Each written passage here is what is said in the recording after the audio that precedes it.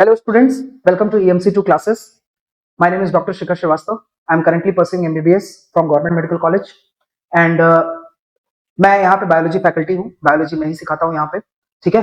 तो अगर हम लोग बात करते हैं 10th CBSE बोर्ड के लिए, तो 10th CBSE बोर्ड के लिए एक आप बस इतना समझो कि this is just a milestone, आपके फ्यूचर आने वाले एंडेवर्स के लिए जस्ट एक माइलस्टोन है। बहुत ही आसान सा चीज है, बहुत ही आसान सा क्लास है, ठीक है। इसमें बहुत स्ट्रेस हमको कुछ नहीं लेना है, बहुत नॉर्मल से इसके लेक्चर्स होंगे, बहुत नॉर्मल से इसके टॉपिक्स हैं, आपको वो पढ़ने हैं, प्रीवियस ईयर क्वेश्चन सॉल्व करने हैं, जिसमें हम लोग आपकी हेल्प करेंगे, टेस्ट देने हैं और आप आराम से एक बहुत ही अच्छे परसेंटेज से 10th अपना क्लियर कर लोगे, ठीक है। अगर हम बात करें 10th CBSE की, तो जो CBSE बोर्ड है ना, CBSE बोर्ड का पैटर्न कुछ ऐसा है कि इनका जो साइंस सब्जेक्ट है, ये साइंस सब्जेक्ट 3 अलग अलग पार्ट्स में डिवाइडेड नहीं है। आप अगर ICSE बोर्ड में जाओगे तो ICSE बोर्ड में साइंस जो होता है वो 3 अलग अलग पार्ट्स में डिवाइडेड होता है, फिजिक्स, केमिस्ट्री एंड बायोलॉजी। लेकिन आपके 10th CBSE में ये साइंस 3 पार्ट में डिवाइडेड नहीं है, लेकिन ऑब्वियस सी बात है 3 अलग अलग सब्जेक्ट्स है तो हम उनको 3 अलग अलग तरीके से अलग अलग फैकल्टीज से पढ़ेंगे। तो साइंस में बेसिकली आपके पास जो बायोलॉजी वाला पार्ट है, तो बायोलॉजी वाले पार्ट में आपके पास कौन कौन से चैप्टर्स हैं, तो उसमें चैप्टर्स आपके पास आते हैं लाइफ प्रोसेस, ठीक है। उसके बाद हमारा जो चैप्टर आता है वो आता है हमारा कंट्रोल एंड कोऑर्डिनेशन। क्या आता है? Control and coordination. Control and coordination के बाद आता है हमारा how do organisms reproduce. How do organisms reproduce. इसके बाद हमारा कौन सा चैप्टर आता है? इसके बाद आता है हमारा हेरिडिटी। हेरिडिटी, पहले इसमें एवोल्यूशन भी आता था लेकिन एवोल्यूशन को हटा दिया गया सिलेबस से, तो हेरिडिटी आता है। और हेरिडिटी के बाद हमारे पास जो आता है वो आता है हमारा आर एनवायरमेंट, ठीक है। तो अगर हम देखें ध्यान से तो ये हमारे पास टोटल 5 ही चैप्टर्स हैं।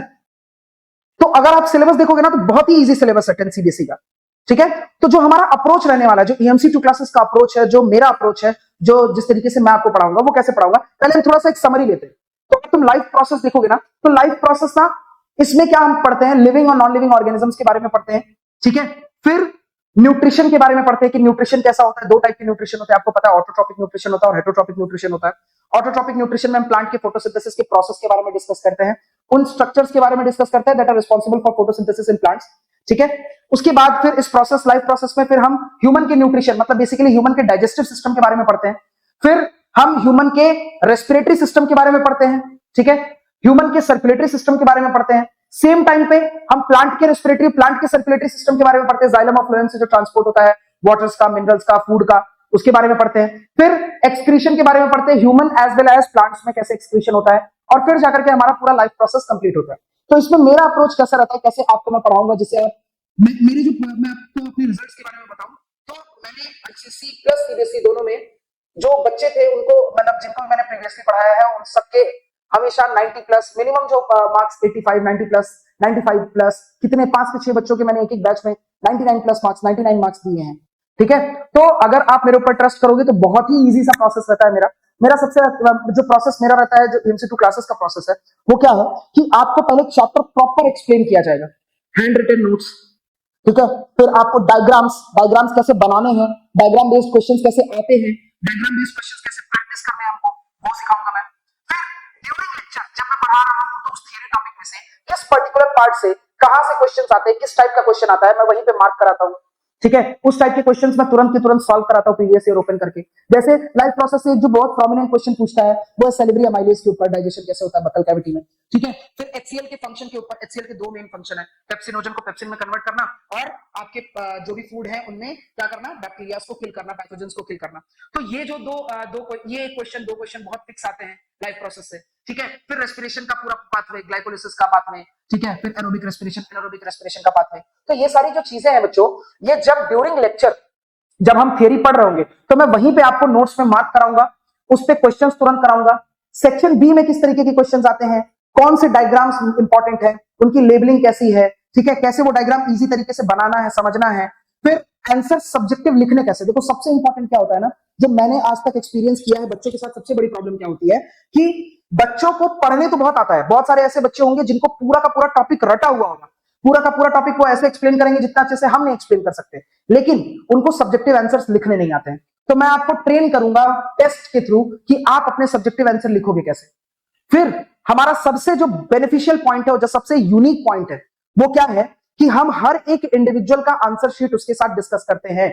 अगर आपने एक टेस्ट दिया तो उस टेस्ट में आपने किस तरीके से आंसर लिखा है, क्यों आपके मार्क्स गए हैं, मैं वही टेस्ट पेपर में चेक करते वक्त लिखता भी हूं कि वो मार्क्स आपके क्यों गए हैं और आप उसमें मार्क्स कैसे इंप्रूव कर सकते हो।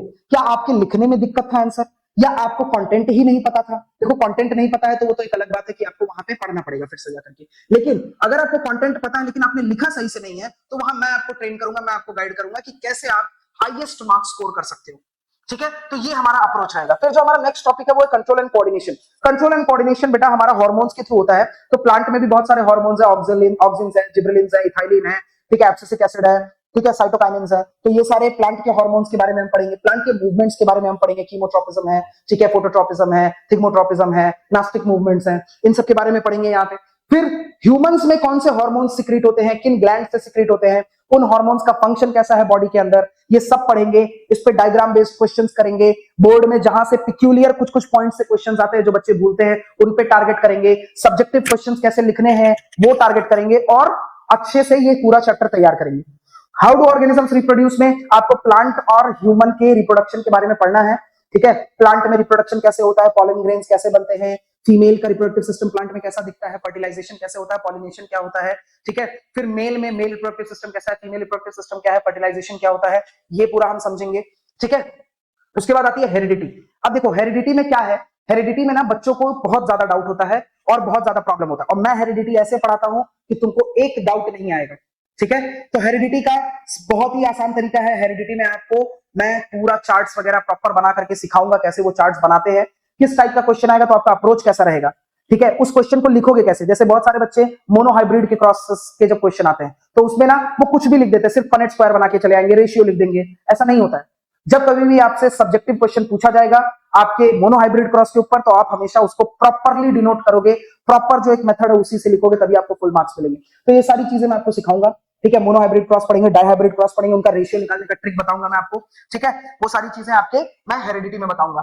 आर एनवायरमेंट बहुत ही आसान सा टॉपिक है, food chain, food web, pyramids के बारे में पढ़ेंगे, इकोसिस्टम क्या होता है ये पढ़ेंगे। ठीक है, तो ओवरऑल मैं तुमको बताऊं 10 सीबीएसई बहुत आसान है, तुम आओ तो बस एक बार।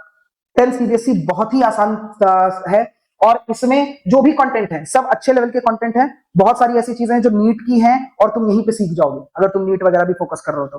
ठीक है, लेकिन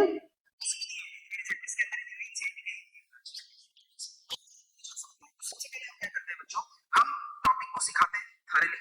ड्यूरिंग द टॉपिक हम क्या करते हैं, बच्चों को बुक्स के क्वेश्चंस पे फोकस कराते हैं। फिर हम सब्जेक्टिव टेस्ट लेते हैं बच्चों का। जो सब्जेक्टिव टेस्ट में अच्छा स्कोर करेगा उसको कुछ ना कुछ प्राइज, उसके फोटोज वगैरह लगेंगे। जो नहीं अच्छा स्कोर करेगा वो डिसहार्ट नहीं होगा, वो उसको हम बैठाएंगे, उसके साथ उसका आंसर शीट डिस्कस करेंगे कैसे करना है। अगर बच्चे का अंदर एंथुसियाज्म होगा वो हमारे मेथड्स को फॉलो करेगा, नेक्स्ट टेस्ट में वो अच्छा स्कोर करेगा, बहुत ही अच्छा स्कोर करेगा। तो जब एक बार हमारे टेस्ट क्लियर हो जाएंगे फिर हम नेक्स्ट चैप्टर पे मूव करेंगे। वाइवाज होंगे, सबसे इंपॉर्टेंट होता है, हम लोग यहाँ 1-to-1 वाइवा लेते हैं। तो हर बच्चे का 1-to-1 आंसर शीट में करेक्शन, 1-to-1 उसका वाइवा, ये बहुत है। 1-to-1 डाउट सेशन बैठा करके उसको हम लोग डाउट सेशन में प्रॉपर एक एक बच्चे का इंडिविजुअली डाउट्स लेकर के क्लियर करते हैं, क्वेश्चंस में डाउट हो चाहे उसके थ्योरी में डाउट हो।